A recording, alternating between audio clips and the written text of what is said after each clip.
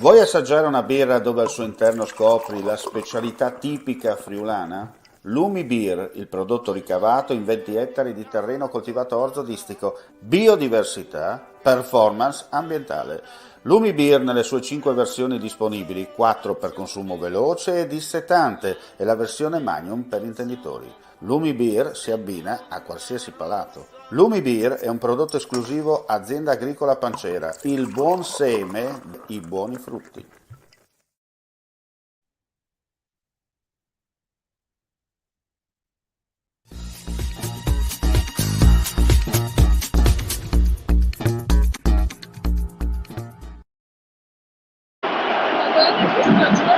Siete all'ascolto, buongiorno, prendiamo proprio la linea dallo stadio Friuli quando mancano pochi secondi al termine del match tra Udinese e Inter. Potete sentire il boato della folla perché l'Udinese sta conducendo per 3-1 sull'Inter. Velocemente i marcatori, nerazzurro in vantaggio al quinto minuto con Barella che dal limite dell'area pescava, come si dice, il jolly, mettendo la palla alle spalle dell'incolpevole Silvestri. L'Udinese non si demoralizzava e continuava ad attaccare, giungendo al meritato pareggio al 22esimo con Pereira che sfruttava in area di rigore una mischia e la metteva dentro.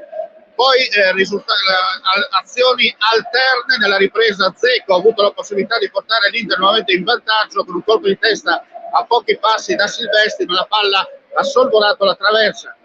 Pochi minuti dopo, su azione d'attacco, l'Udinese ha colto un clamoroso palo con una conclusione che è finita, come detto, sul palo con Andanovic battuto. Poi l'Inter che chiaramente ha tentato di mantenere il possesso al centrocampo, ma l'Udinese ha aumentato e meritatamente ha trovato il gol all'84esimo con Puyol che di testa la metteva dentro. L'Inter cercava tutte le maniere di attaccare, ma l'Udinese meritatamente trovava il terzo gol grazie a Aslan che da pochi passi batteva imparabilmente Andanovic.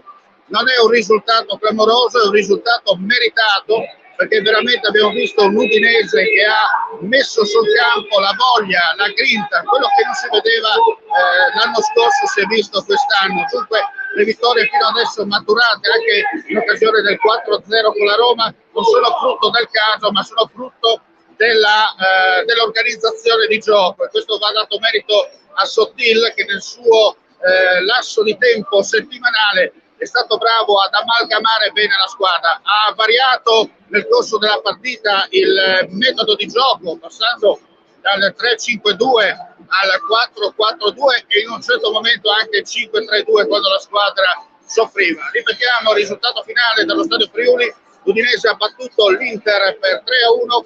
Non resta che ringraziarvi per la visione e l'ascolto e augurare a tutti voi una felicissima domenica, sì dalla lontana provincia dell'Inferno, ma da questa sera si festeggia alla grande.